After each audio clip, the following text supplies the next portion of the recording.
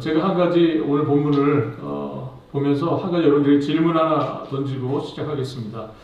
우리가 보상을 바라고 보상을 기대하고 하나님의 일을 하는 것, 즉 하나님을 섬기는 것이 적절한 동기일까요? 우리가 뭔가 보상을 바라고 우리가 하나님의 일을 하는 것, 하나님을 섬기는 것이 과연 올바른 마음의 태도이냐 하는 질문입니다.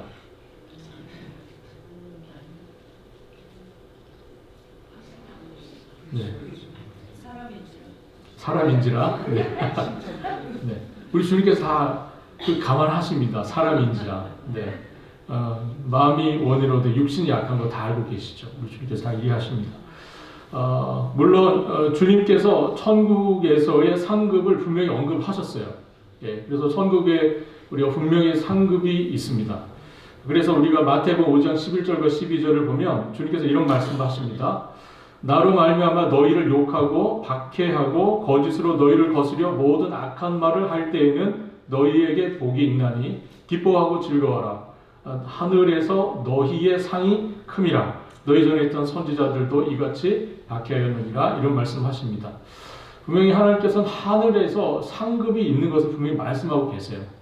그래서 우리가 그 상급을 기대한다는 것, 그것 자체가 잘못되었다 이렇게 말하기는 좀 어렵습니다. 그러나 오늘 본문을 가지고 주님께서 이 우리가 기대하는 상급, 보상, 이 부분에서 어떻게 말씀하시는지를 좀 함께 오늘은 살펴보았으면 좋겠습니다. 오늘 본문 이 비유의 말씀을 주님께서 하신 배경이 있습니다. 그 배경이 바로 이제 앞에 19장의 내용인데 그 19장의 내용을 여러분들 잘 아시는 내용입니다. 거기에 보면 베드로가 주님께 보상에 대한 질문을 합니다. 보상에 대한 질문을 하고 주님 그것에 대해서 답하시는 장면이 나와요. 그 앞에 내용을 좀 보겠습니다. 19장 16절로 22절까지 보면 어떤 한 사람이 주님을 찾아옵니다. 찾아와서 이런 질문을 하죠. 무슨 선한 일을 하여야 영생을 얻겠습니까? 누가 한 질문입니까? 어느 한 부자 청년이 주님을 찾아서 했던 질문이죠. 무슨 선한 일을 하여 영생을 얻겠습니까? 이렇게 묻습니다. 그러면서 이 사람은 스스로 어렸을 때부터 율법도 지켰다고 말합니다. 그렇게 말하니까 주님께서 이렇게 물으시죠. 내가 온전하고자 할진대 가서 내 소유를 팔아 가난한 자들에게 주라. 그리하면 하늘의 보화가 내게 있으리라. 그리고 와서 나를 따르라. 주님께서 이렇게 말씀을 하십니다. 그랬더니 그 사람이 재산이 많음으로 재물이 많음으로 그 말씀을 듣고 근심하면서 돌아갔다 하는 말씀이 있습니다. 그 상황을 정리하시면서 우리 주님께서 23절로 26절에 뭐라고 말씀하시냐면 부자가 천국에 들어가는 것이 어렵다 이렇게 말씀하세요. 그 부자 청년이 근심하며 재물이 많기 때문에 근심하며 돌아갔다 하는 이 상황을 두고 주님께서 제자들에게 부자가 천국에 들어가는 게 어렵다 이렇게 말씀하시면서 얼마나 어려운지 낙타가 바늘기로 들어가는 것보다 더 어렵다 이렇게 말씀하세요. 그 당시 유대인들의 생각 속에서 부자는 하나님의 축복을 누리는 사람입니다. 하나님의 복을 받은 사람들인 거죠. 그런데 그러한 부자가 천국에 들어갈 수 없다. 이렇게 주님 말씀하신 것이 굉장히 충격적으로 들렸을 겁니다. 유대인들에게. 왜냐하면 유대인들에게 있어서 부자는 하나님의 복을 많이 받은 사람들이거든요. 그런데 그런 사람들이 천국에 들어갈 수 없다. 천국에 들어가는 것이 그렇게 어렵고 힘들다. 이 이야기를 들으니까 제자들이 굉장히 의아해했습니다. 그래서 제자들이 그 말을 듣고 몹시 놀랐을 때 이렇게 질문을 하죠. 그렇다면 누가 구원을 얻을 수 있겠습니까? 그렇게 질문을 합니다. 그러자 주님께서 이렇게 말씀하시죠. 사람으로서는 할 수 없으되 하나님으로서는 다 할 수 있느니라. 이렇게 답을 하십니다. 인간은 아무도 자기의 힘으로 구원을 받을 수 없다는 것을 그 부자의 예를 견주어서 우리 주님께서 말씀하신 겁니다. 지금 이 모든 상황을 누가 지금 보고 있었냐면 베드로가 보고 있었어요. 그 모든 상황을 지켜보고 베드로가 주님께서 하신 말씀을 다 지금 듣고 보면서 베드로가 드디어 한마디를 합니다. 입을 열죠. 19장 27절입니다. 보소서 우리가 모든 것을 버리고 주를 따라 싸우는데 그런즉 우리가 무엇을 얻으리까? 모든 그 상황을 다 보니까 베드로가 이 질문이 떠오른 거예요. 주님, 보십시오. 우리는 모든 것을 버리고 주님을 따르지 않았습니까? 그렇다면 우리가 무엇을 얻을 것을 기대할 수 있겠습니까? 이렇게 질문하는 거예요. 그렇다면 우리에게 어떤 보상이 있겠습니까? 우리는 모든 것을 다 뒤로 하고, 가족도 뒤로 하고, 직업도 뒤로 하고, 부모 형제 다 뒤로 하고, 모든 것을 포기하고 주님을 좀 따라가고 있는데, 그렇다면 우리가 받을 보상은 뭡니까? 이렇게 질문을 하는 거죠. 이 말에 있는 이 베드로의 우리가 마음을 정확하게 알 수는 없지만 우리가 대략 베드로의 마음은 이런 상태인 것 같아요. 부자 청년들과는 달리, 그 부자 청년과는 달리 지금 제자들 자신들은 지금 모든 것을 다 버리고 주님을 따라가고 있잖아요. 그 부자 청년은 자기가 결국은 포기하지 못하고 주님으로부터 돌아섰지만 지금 제자들은 모든 것을 다 포기하고 주님을 지금 따라가고 있거든요. 그렇기 때문에 분명히 하나님께서 뭔가 우리를 위한 보상, 우리를 위한 뭔가 대가가 우리에게 있지 않겠느냐는 그런 기대가 베드로에게 있었던 것 같습니다. 베드로의 의중이 무엇이든지 주님께서는 그의 질문이 잘못되었다고 책망하지 않으세요. 예. 그러면서 주님께서 이렇게 대답하시죠. 오늘 본문은 아니지만 19장 28절과 29절에 주님께서 이렇게 말씀하십니다. 내가 진실로 너희에게 이르노니 세상이 새롭게 되어 인자가 자기의 영광의 보좌에 앉을 때에 나를 따르는 너희도 12 보좌에 앉아 이스라엘 12지파를 심판하리라. 또 내 이름을 위하여 집이나 형제나 자매나 부모나 자식이나 전토를 벌인 자마다 여러 배를 받고 또 영생을 상속하리라. 이렇게 말씀하십니다. 주님께서는 분명히 베드로의 질문에 대해서 보상이 있다고 말씀하고 계시는 거예요. 그죠? 분명히 보상이 있을 거다. 이렇게 말씀을 하고 계시는 겁니다. 그렇다면 다시 제가 처음에 드렸던 질문으로 다시 한번 여러분께 묻겠습니다. 뭔가 보상을 바라고 주님을 섬기는 것이 올바른 자세입니까?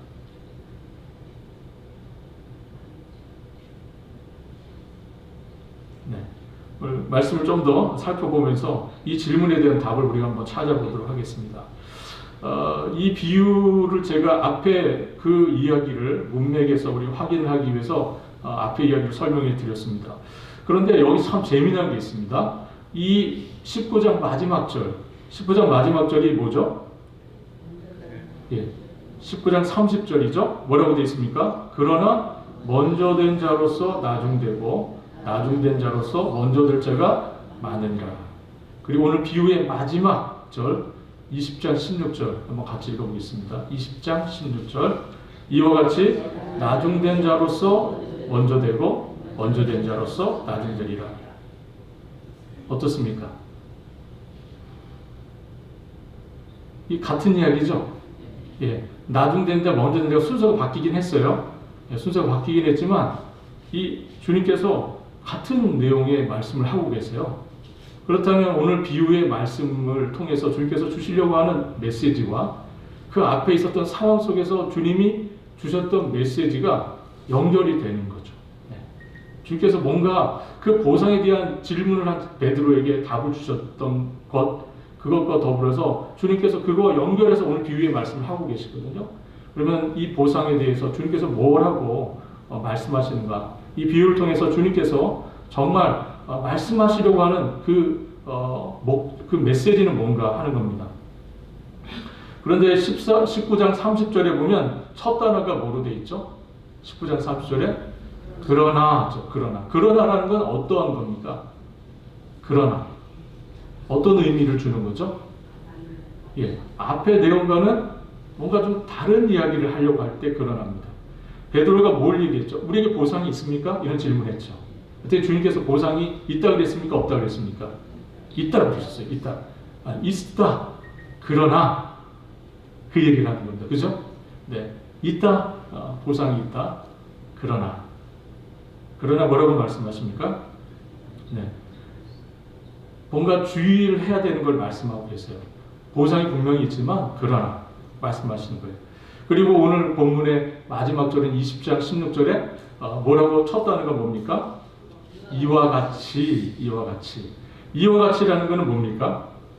어떤 의미를 우리에게 주죠? 이와 같이? 예. 바로 이 비유의 내용, 앞에 주님께서 1절부터 15절까지 말씀하신 이 비유의 내용이 바로 그거를 설명하는 거다, 이 뜻이죠. 네, 이와 같이, 라는 게 그런 의미입니다. 앞에 비유의 내용이 바로 그거를 얘기하려고 했던 거야, 이 얘기를 하시는 겁니다. 오늘 비유의 내용을 좀 이제 살펴보도록 하겠습니다. 오늘 비유는 소위 우리가 천국에 관련된 비유 중에 하나고요. 천국은 마치 이와 같으니라, 이렇게 말씀으로 시작이 됩니다. 즉 천국의 특징, 천국의 원리가 뭔지를 말씀하시는 겁니다. 오늘 비유의 내용을 좀 이렇게 보면 집주인이 있습니다. 이 사람은 포도원을 소유하고 있어요. 그런데 그가 포도원에 추수할 때가 되었습니다. 그래서 일꾼이 필요했습니다. 그래서 일꾼을 부르려고 이른 아침에 나갔습니다. 이른 아침은 아침 6시를 의미하는 겁니다. 아침 6시에 장터에 나가서 일을 찾는 사람들이 없는지 보았더니 일을 찾는 사람들이 있었어요. 그래서 그 사람들을 하루 품삯인 한 데나리온을 약속하고 포도원에 가서, 자신의 포도원에 가서 일을 하게 합니다. 당시 유대 사회에서는 일을 어느 정도 되냐면 아침 6시에서 오후 6시까지 대략 12시간 정도 일을 한 것이 보통이라고 합니다. 이른 아침은 6시입니다. 주인이 좀 시간이 지나서 제3시에, 오늘 보면 3절이니까 오전 9시입니다. 3시간이 지난 거죠. 9시쯤 가서 장터에 갔더니 또 일을 찾는 사람들이 있는 거예요. 그래서 그 사람들에게 상당한 보상을 약속하시고 그 사람들을 불러다가 또 일을 시킵니다. 그리고 나서 3시간쯤 지나서 낮 12시에 주인이 또 장터에 나가보니까 여전히 일을 찾는 사람들이 있는 거예요. 그래서 그 사람들에게 역시 같은 방식으로 그 사람들을 일꾼으로 부릅니다. 그리고 나서 오후 3시에 한 번 또 나가보니 사람들이 또 있어요. 그래서 그 사람들 또 부릅니다. 그리고 나서 이제 거의 이제 하루 정리할 시간 3시간밖에 안 남았잖아요. 그런데 5시, 1시간을 앞두고 주인이 또 장터에 나가봅니다. 나가봤더니 또 여전히 일을 찾는 사람들이 있는 거예요. 그래서 주인이 보니까 정말 일을 찾지 못해서 하루를 허비할 수밖에 없는 그 사람들을 불러서 포도원에서 일할 수 있는 기회를 제공합니다. 일을 할 수 있는 시간이 이제 1시간밖에 남지 않았어요. 오후 5시에 들어간 사람들은 게을러서 5시까지 기다린 게 아닙니다. 이 사람들은 5시까지 놀다가 지금 일을 구하러 나온 게 아니에요. 아침부터 나와 있었지만 5시까지 일을 찾을 수가 없었던 겁니다. 정말 1시간 정도밖에 남지 않았기 때문에 어떻게 하면 우리가 웬만하면 포기하고 집으로 갈 만한 시간인데 이 사람들이 너무나 사정이 딱한 겁니다. 그때까지 일을 찾고 있었어요. 그래서 주인이 그 사람들을 불러다가 일을 시킵니다.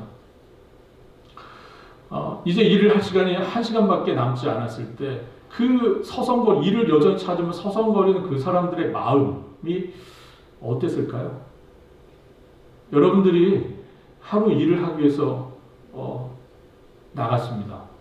일을 찾아야 돼요. 그런데 오전 시간이 다 지나가고 오후 시간이 다 지나가고 이제 해가 넘어가려고 그러고 일을 하루 정리할 때가 되었는데도 일이 없어요. 그때까지 여러분들 일을 찾고 있습니다. 그렇다면 여러분들의 마음이 어떠실까요? 절박하지 않습니까, 지금?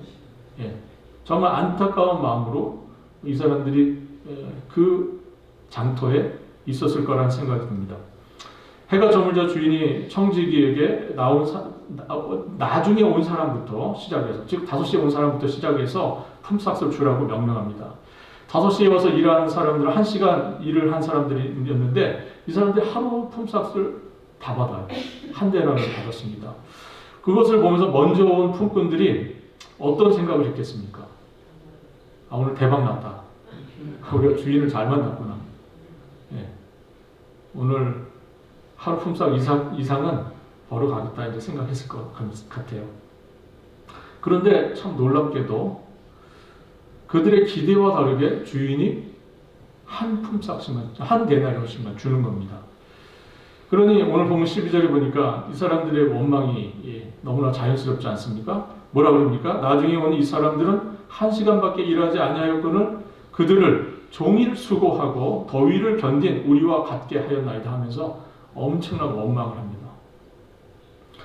우리 중에서 누가 이 사람들의 원망에 원망이 틀렸다고 말할 수 있는 분이 계십니까? 여러분 어떠세요? 이 일찍 와서 좀 더 받기를 기대했던 이 사람들의 마음 이해되지 않으세요? 예, 그죠? 예, 이 사람들을 비난할 수 없습니다. 이 사람들의 원망이 틀렸다고 말하기 좀 어려워요. 우리 모두가 공감이 되고요. 그렇습니다. 그런데 주인이 참 놀라운 말을 합니다. 13절로 15절인데요. 친구여, 내가 네게 잘못한 것이 없노라. 내가 나와 한 데나리온의 약속을 하지 아니하였느냐?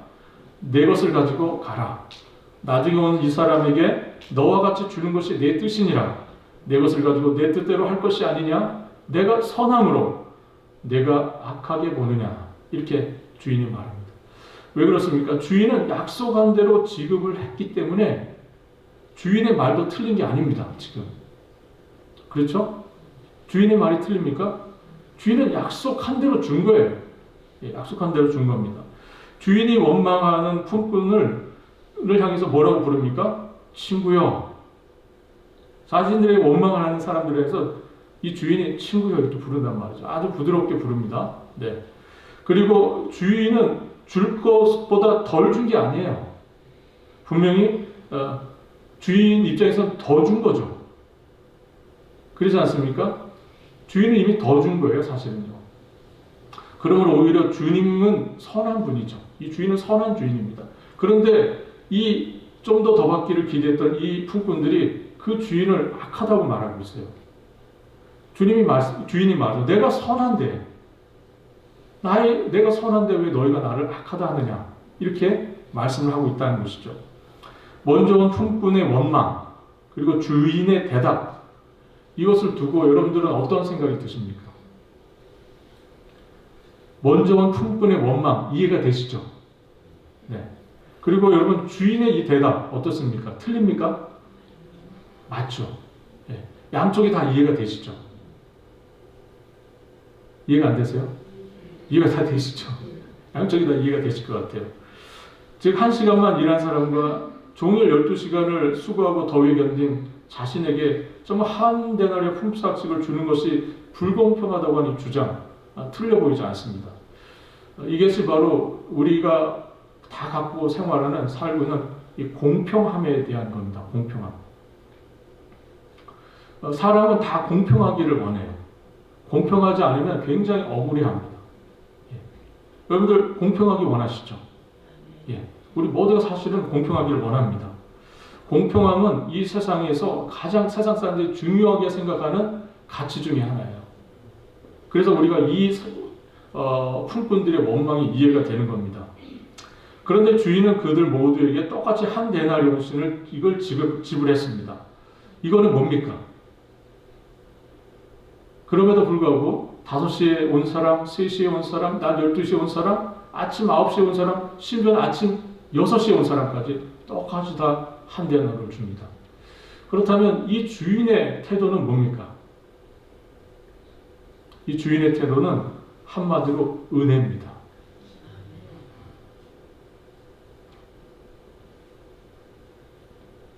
당시에 하루 일해서 하루 먹고 사는 품꾼들에게 있어서 하루 품삯은 한 데나리온입니다. 이것으로 이스라엘은 하루 그 가족이 먹고 살아야 돼요. 이 한 데나리온으로 그날 일하는 그 사람들이 다음날 하루 살아야 되는 겁니다. 꼭 필요한 하루 비용이에요. 아침부터 와서 일했던 사람도 그 한 데나리온이 필요하고요. 심지어 5시에 와서 1시간 일했던 그 사람도 그 한 데나리온이 필요합니다. 그 한 데나리온이 있어야 가족이 하루를 살 수 있기 때문에 절박한 한 데나리온입니다. 그 사람에 대해서 주인은 똑같이 다 지불합니다. 주인이 은혜를 베푼 거죠. 이것이 은혜입니다. 여러분, 하나님 나라의 이야기, 천국의 비유를 주님 말씀하셔서 이 주인에 대한 이야기를 주님께서 하고 계시는데 이 말씀의 의미는 이겁니다. 이 은혜, 주인이 보여줬던 이 은혜가 바로 하나님 나라의 통치 원리다 하는 겁니다. 이것이 바로 하나님의 나라다 하는 거예요. 이것을 주님께서 말씀하고 있습니다. 하지만 먼저 온 품꾼의 원망에 나타나는 이 공평함의 기준이라고 하는 것. 이것은 만약에 다 5시에 왔던 그 한 사람에게 그 1시간 일한 것만큼 훨씬 한 데나리온에 미치지 못하는 그 돈을 줬다면 이 사람은 생존의 위협을 받았겠죠. 생존의 위협을 받았을 겁니다. 그런데 주인이 그에게 은혜를 베풀었어요. 한 데나리온을 줬습니다.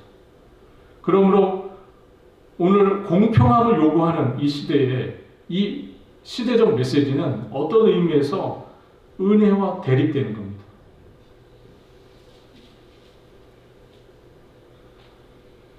우리가 이 비유를 이해하기가 어려운 것이 바로 거기에 있어요. 이 비유가 여러분들 잘 이해가 안 되시죠?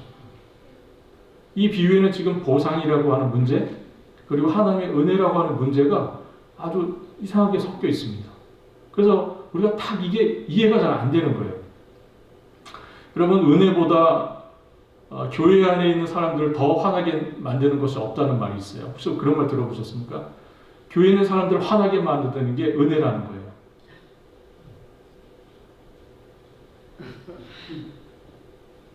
이런 얘기 들어보셨습니까?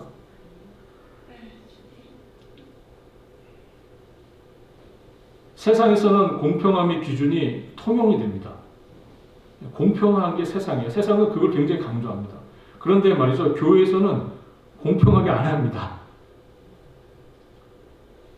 교회는 웬만하면 은혜로 합니다. 공평하게 안 해요. 교회는. 교회처럼 불공평한 데가 없습니다. 세상.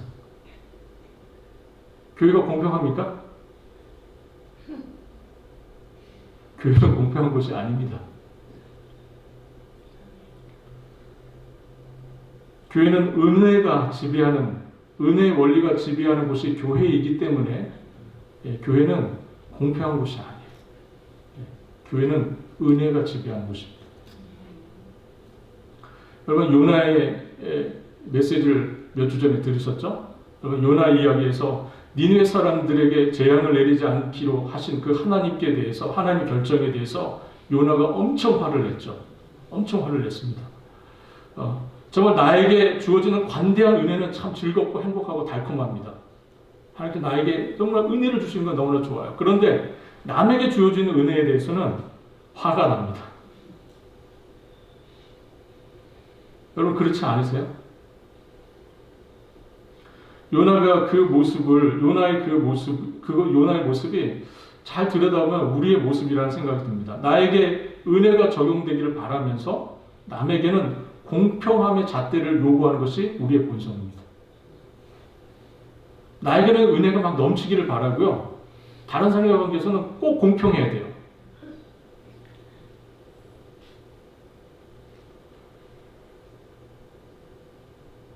공평함의 잣대를 내세우는 한 우리는 은혜를 받을 수가 없습니다.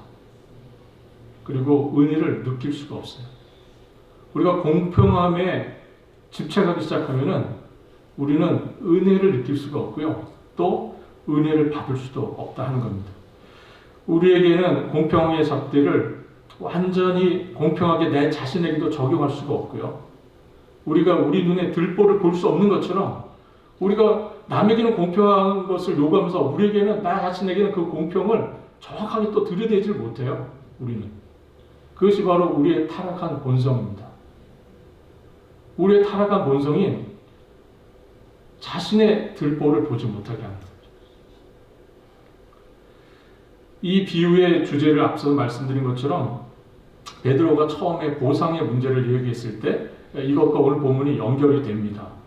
이 비유를 통해서 주님께서 베드로에게 하신 말씀을 우리가 좀 기억할 필요가 있습니다. 19장 29절을 보면 우리 다시 한번 29절 말씀 한번, PPT가 혹시 있나요? 네, 한번 같이 읽어보겠습니다. 또 내 이름을 위하여 집이나 형제나 자매나 부모나 자식이나 전토를 벌인 자마다 여러 배를 받고 또 상속을 받으리라. 여러 배를 받고는 보상의 문제인데 그 뒤에 뭐라고 말씀하시죠? 또 영생을 뭐하리라? 상속하리라. 주님께서 이렇게 말씀하세요. 여러분, 주님께서 영생을 상속하리라 이렇게 말씀하셨다는 것을 여러분들 좀 기억해 볼 필요가 있습니다. 영생은 여러분 뭡니까? 영생은 우리가 수고하여 얻는 보상입니까? 영생은 우리가 수고하여서 얻는 보상이에요? 대가입니까? 아니죠. 영생은 우리가 수고하여 얻는 대가가 아닙니다. 19장에서 부자 청년의 이야기의 주제가 뭐였습니까? 부자 청년이 처음에 뭘 물어봤죠? 내가 무엇을 하여야 영생을 얻으리까? 이거였습니다. 영생이 주제였었어요.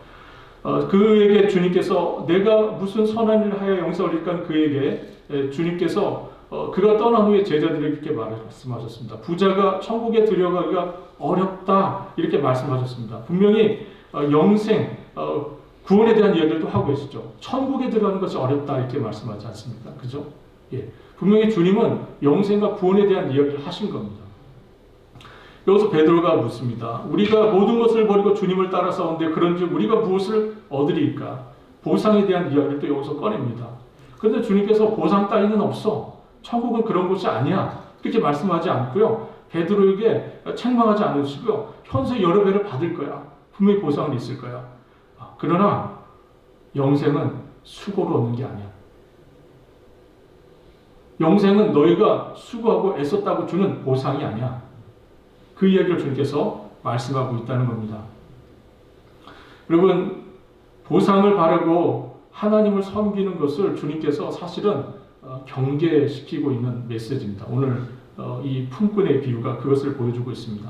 하나님 나라의 일, 교회의 일을 섬기면서 우리가 일을 할 때에 분명히 보상이 있어요. 주님 그걸 부정하지 않으세요.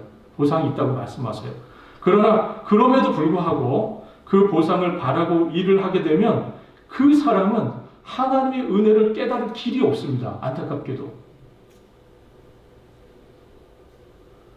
하나님의 은혜를 깨닫지 못하는 자에게 은혜로운 주님의 나라에 대한 소망이 그 마음속에 있겠습니까?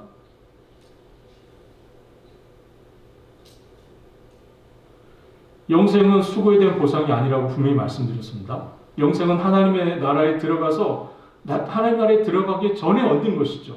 우리가 하나님 나라에 들어가서 수고하여서 영생을 얻는 게 아니지 않습니까? 그렇죠? 네. 그래서 주님께서 영생을 상속하리라 말씀하신 거예요. 영생을 보상으로 얻으리라 그렇게 말씀하지 않으셨어요. 영생을 뭐하리라? 상속하리라. 상속이 뭡니까, 여러분?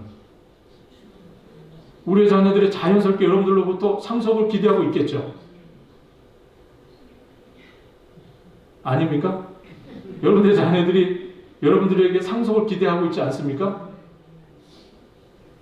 굉장히 분위기가 전혀 상속을 안 하실 생각이신가 봐요.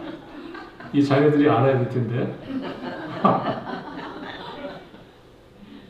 여러분, 상속이라는 건 뭡니까? 상속은 자식이 이기 때문에 받는 거예요. 자격과 조건이 있습니까? 그게 아니죠. 상속은 자녀이기 때문에 받는 거예요. 우리가 예수님을 믿음으로 하나님의 자녀이기 때문에, 자녀이기 때문에 천국을 상속받는 줄로 믿습니다. 우리가 하나님의 자녀이기 때문에 상속받는 거예요. 천국을. 영생을 상속받는 겁니다. 오늘 이 일에서 우리가 중요한 것은 이 품꾼을 부르시는 주인의 굉장히 은혜예요. 이것이 굉장히 중요합니다. 품꾼을 부르시는 주님의 은혜입니다. 주인의 은혜입니다. 품꾼으로 부름받았다는 것 자체가 사실은 이미 이 종들이 주님의 은혜를 입고 있는 겁니다. 종으로 부름받았다는 사실, 그 자체가 이미 주인의 은혜에 참여하고 있다 하는 것입니다. 그들이 포도원으로 부름을 받았기 때문에 한 데나리온이라고 하는 보상을 받을 수 있게 된 것이라고 할 수 있습니다. 그래서 우리 한 데나리온이라고 하는 약속된 보상은 사실상 그들이 포도원으로 들어가면서 일을 할 수 있도록 부름을 받은 그 은혜 위에 있는 거예요. 주인으로부터 일꾼으로 부름을 받았기 때문에 이 보상이 그 위에 있게 되었다 하는 겁니다. 품꾼으로 불러주는 주인의 의지, 그것이 주님의 은혜고, 주님이 내 것을 가지고 내가 너희들을 나눠주는데 너희들 나를 악하다냐 하는 이 주님의 말을 들어보면 정말 주님은 은혜를 주시기 위한 그런 자신의 주권적인 의지를 분명히 갖고 계심을 우리가 알 수 있습니다. 품꾼으로 부름받은 것이 은혜라는 사실을 우리가 놓치면 우리도 역시 먼저 온 품꾼들이 원망했던 것처럼 우리도 원망하게 됩니다. 우리가 후꾼으로 부름받은 것에 대한 그 은혜를, 주인의 은혜를 알아야만 우리가 먼저 부름받은 그 종들처럼 원망하지 않을 수 있습니다. 그러나 그 부름 자체를 은혜로 이해하지 못하면 원망하게 됩니다. 오늘 말씀을 좀 정리하면서 저는 한 세 가지 정도를 좀 같이 이 시간에 좀 생각을 해봤으면 좋겠습니다. 우리가 하나님께 대하여서 첫 번째 먼저 부름받은 종들이 그 주인을 원망하지 않습니까? 그렇죠? 왜 원망합니까? 원망하는 그들의 태도는 어떤 거에서 나오는 겁니까? 내게 권리가 있는데, 그죠? 어떤 권리입니까? 더 받을 수 있는 권리가 분명히 있는 것 같은데, 자신이 정당한 그런 권리와 그런 자격이 있다고 생각하는데, 그것이 이루어지지 않았다고 생각한 겁니다. 그래서 원망을 한 겁니다. 그렇게 되면 내가 분명히 그 주인으로부터 받을 것이 있다고 생각한다는 건 뭡니까? 주인이 지금 뭐가 되는 거예요? 채무자가 되는 겁니다. 이게 문제예요. 이 원망하는 사람들의 문제는 지금 주인을 자신에게 줘야 될 것을 주지 않고 있는 악한 주인으로 보는 겁니다. 여러분, 우리가 원망하는 자들은 결국 어떤 태도를 갖고 있는 겁니까? 하나님께 대하여서 하나님을 마치 줄 것을 안 주시는 분, 그렇게 원망을 하고 있는 것이라고 할 수 있습니다. 사도 바울이 이런 말씀을 합니다. 로마서 11장 35절에 누가 먼저 주께 드려서 갚으심을 받겠느냐, 이런 말을 합니다. 누가 먼저 주께 드려서 갚으심을 받겠느냐. 이 말의 의미는 누가 먼저 무엇을 드렸기에 주님께서 주님으로부터 답례를 바라겠느냐, 이런 뜻입니다. 그래서 아주 쉽게 말씀을 드리면 주님께 누가 먼저 돈을 좀 빌려줘서 주님을 그 빚쟁이로 만들겠느냐, 그런 뜻이에요. 여러분, 어느 누가 주님께 먼저 드릴 수 있습니까? 그래서 내가 주님 드린 것이 있으니까 돌려주세요 라고 말할 자가 누가 있겠느냐 하는 겁니다. 그렇게 말할 수 있는 사람이 있습니까? 하나님께 대하여 주님, 제가 맡긴 거 있잖아요, 돌려주세요, 이렇게 말할 수 있는 사람이 있습니까? 하나님께 대하여. 그런데 이 원망하는 사람들은 마치 그러한 태도로 지금 주인을 대하고 있고 하나님을 대하고 있는 겁니다. 여러분, 로마서 11장 35절 같은 그 로마서에 보면 이는 만물이 주에게서 나오고 주로 말미암고 주에게로 돌아가며 그에게 영광이 세세토록 있을지어다. 아멘 하는 말씀이 있습니다. 여러분, 이는 만물이 주에게로부터 나오고 또 주로 말미암고 그러므로 주님에게로 돌아간다 하는 것.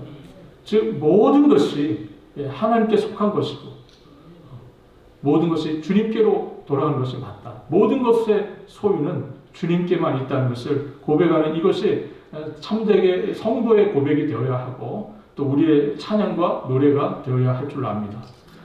은혜가 아닌 것은 아무것도 없다고 말할 수 있는 이러한 마음이 우리에게 있어야 되겠다 하는 것이죠.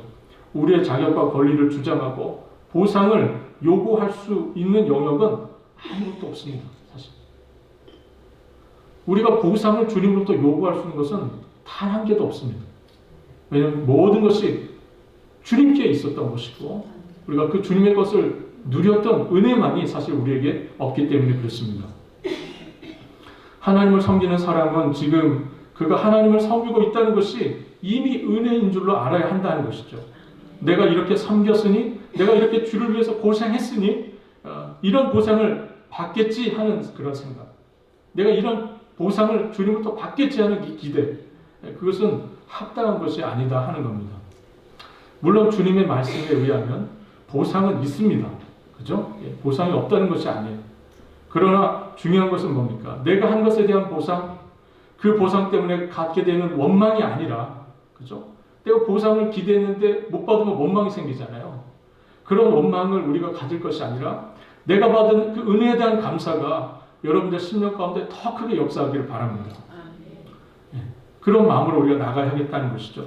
여러분, 우리가 오른손이 하는 거 왼손이 모르게 주님께서 하라고 말씀하세요. 그래야 은밀히 보시는 우리 아버지께서 갚으실 것이다. 이런 말씀을 합니다. 우리가 이 땅에서 많은 일들을 이 교회 공동체 안에서 또 우리가 살아가면서 신자로서 하는 많은 우리가 정말 빛과 소금이 되는 귀한 일들이 있어요. 여러분들이 귀한 일들을 감당하고 계세요. 그런데 여러분 그런 일들 할 때 보상을 기대합니까?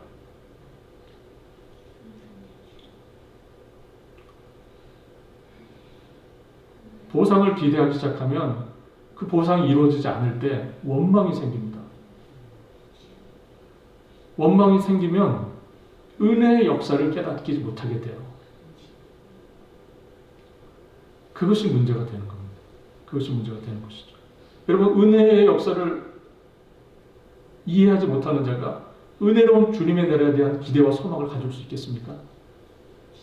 모든 것을 은혜 가운데 역사하신 그 주님의 나라에 대한 소망을 그 사람이 품을 수 있겠습니까? 그럴 수 없겠다는 것이죠. 여러분 이 땅에서 칭찬 많이 받는 게 그렇게 대단합니까?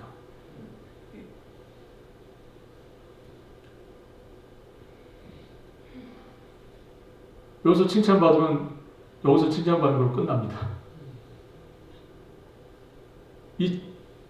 우리가 정말 주님을 위해서 애쓰고 수고했던 것이 있다면 마지막까지 비밀이 되어서 우리 아버지께서 갚으시는 일이 되어야 됩니다. 그럼 여기서 누가 받아서 칭찬을 해요. 그럼 그 칭찬은 끝나는 겁니다. 자기 상을 이미 받은 거예요. 그러나 우리 주님만이 기억하시는 일이 된다면 은밀히 보시는 우리 아버지께서 갚으시겠다. 그렇게 약속하십니다. 우리가 주님의 일을 힘쓰되 보상을 기대하다가 엉뚱하게 원망하는 일이 없기를 바랍니다. 정말 그런 일 없기를 바랍니다. 정말 은혜로 주님께 받았고 내가 은혜로 부름을 받았다 하는 그 사실을 가지고 정말 은혜로 주님 앞에 서고 나갈 수 있는 여러분들 될 수 있기를 바랍니다.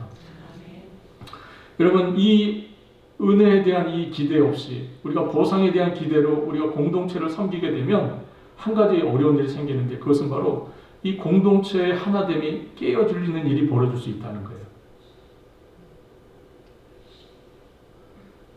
우리 고린도서 15장 10절 말씀 한번 같이 읽어보도록 하겠습니다. 고린도서 15장 10절 같이 읽습니다. 그러나 내가 나 된 것은 하나님의 은혜로 된 것이니 내게 주신 그의 은혜가 헛되지 아니하여 내가 모든 사도보다 더 많이 수고하였으나 내가 한 것이 아니요 오직 나와 함께 하신 하나님의 은혜로라. 아멘. 여러분 내가 모든 사도보다 더 많이 수고하였으나 바울의 이야기입니다. 사도 바울이 내가 다른 모든 사도들보다 더 많이 수고하였으나 내가 한 것이 아니요 오직 나와 함께 하신 하나님의 은혜니라. 여러분 만약에 이 뒷부분이 없이 사도 바울이 내가 모든 사도보다 가장 많이 수고하였다는 말만 했다면 이 사도 공동체와 이 교회 공동체가 큰 일이 났겠죠. 큰 일이 났을 겁니다. 그러나 바울 사도가 뭐라 그럽니까? 이 많은 수고를 내가 하였지만 내가 한 게 아니다. 내가 한 게 아니고 오직 나와 함께 하신 하나님의 은혜다. 그렇게 고백을 했다는 것이죠. 우리가 저마다 공평함의 잣대를 들이밀 수 있습니다. 내가 이만큼 했으면 당신도 이만큼 해야지. 내가 이만큼 수고했는데 당신도 이만큼 해야지. 그렇게 공평함을 요구할 수 있습니다. 그러나 그렇게 하면 공동체가 어떻게 되겠습니까? 공동체는 어려워질 겁니다. 분명히. 세상에는 그게 세상을 유지하는 질서가 될 수 있고 좋은 룰이 될 수 있습니다. 그러나 교회는 그렇지 않습니다. 그렇지 않아요. 마지막으로 제가 여러분들과 나누고 싶은 것은 이겁니다. 주님께서 누가복음 17장 10절에 이런 말씀을 하세요. 이와 같이 너희도 명령받은 것을 다 행한 후에 이르기를 우리는 무익한 종이라 우리가 하여야 할 일을 한 것뿐이니라 할지니라. 우리는 무익한 종이라 우리가 해야 할 일을 한 것뿐이라. 너희도 명령받은 것을 다 행한 후에 이르기를, 명령한 것을 다 행한 후에 이르기를 우리는 무익한 종이라 하여야 할 일을 한 것뿐이라.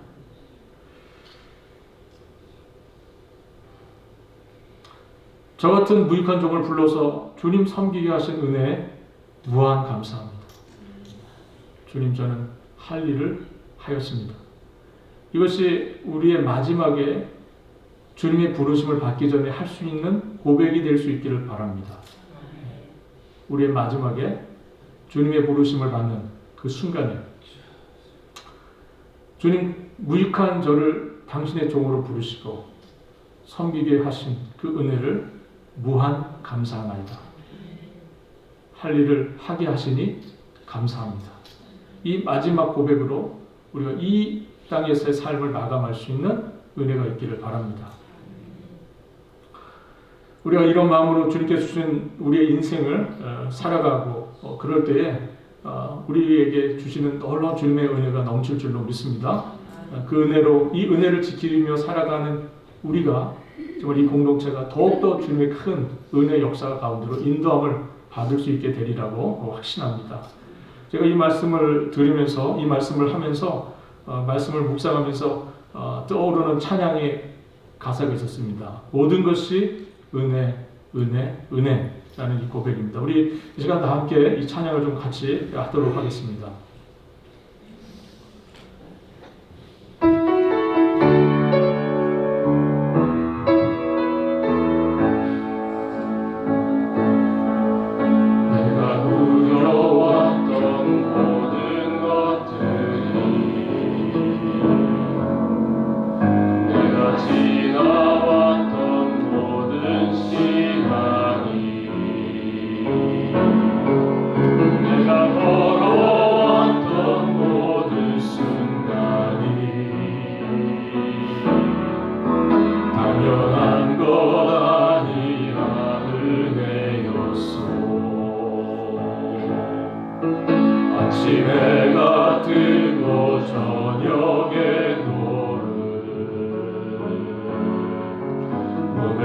꽃향기와 가을의 열매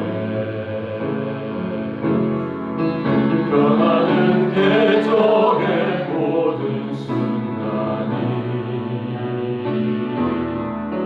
당연한 것 아니라 은혜였소. 모든 것이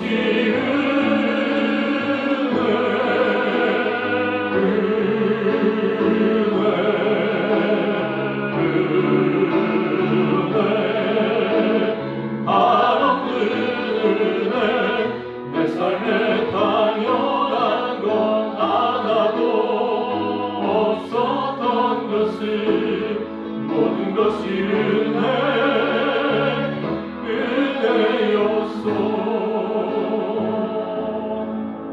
내가 이 땅에 태어나 사는 것 어린아이 시절과 지금까지 숨을 쉬며 살며 꿈을 꾸는 삶 당연한 것 아니라 은혜였소.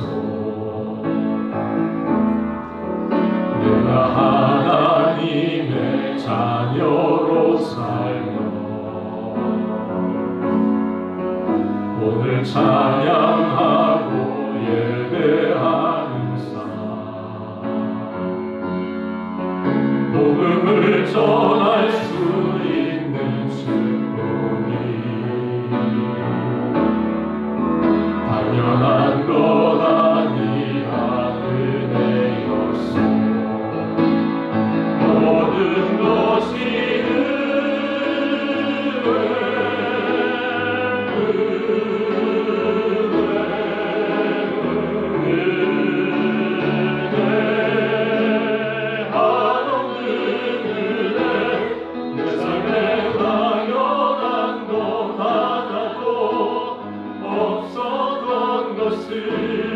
모든 것이 은혜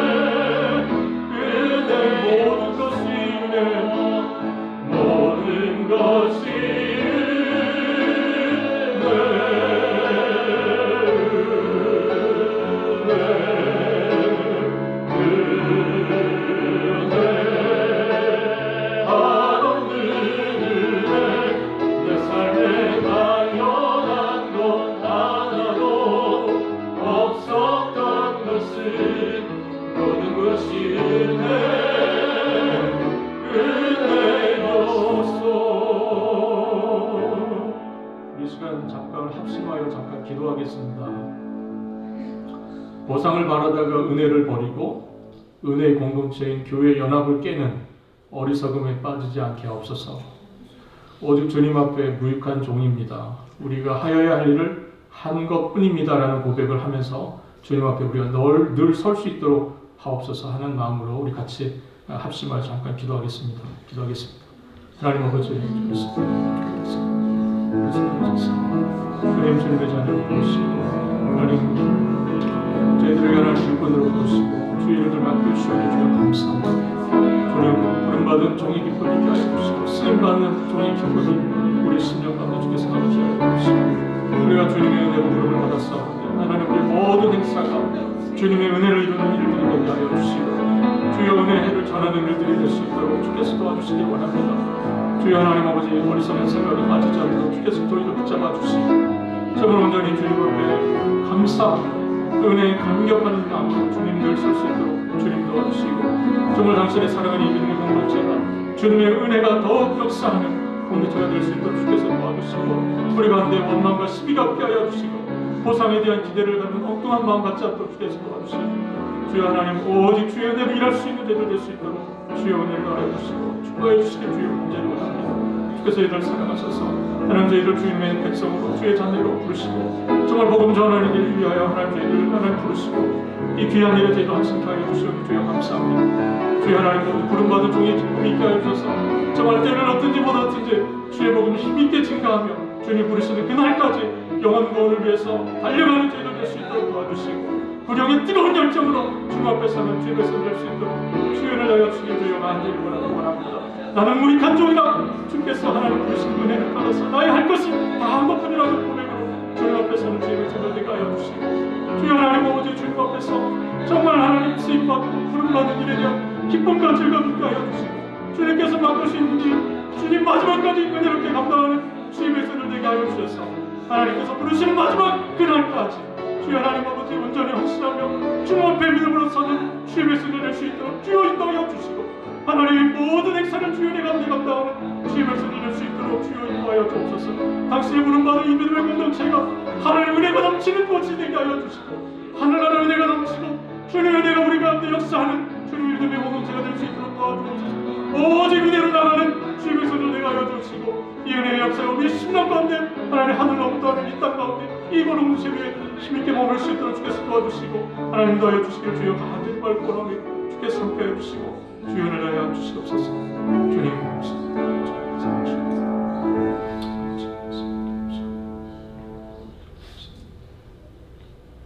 우리 주님께서 가르쳐 주시기도 같이 하겠습니다. 하늘에 계신 우리 아버지여 이름을 거룩히 여김을 받으시오며 나라가 영화없으며 뜻이 하늘에서 이룬 것 같이 땅에서도 이루어지이다.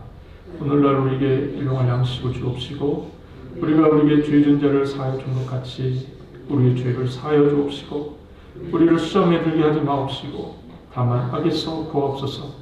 나라와 권세와 영광이 아버지께 영원히 있사옵나이다.